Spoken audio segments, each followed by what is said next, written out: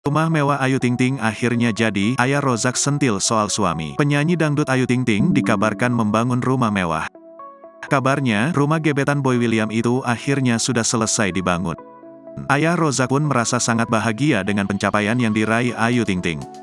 Namun, Ayah Rozak merasa jika Ayu Ting Ting mungkin tak akan langsung pindah ke rumah gedongan tersebut.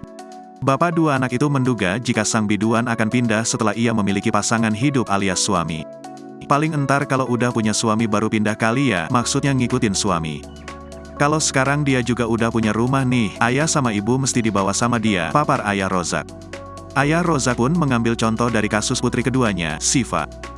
Meskipun Siva telah memiliki suami dan anak, tetap saja sering menginap dan berkumpul di rumahnya. Nah itu Siva udah punya rumah aja tetap di rumah ibu, pada ngumpul semua, sambung Umi Kulsum.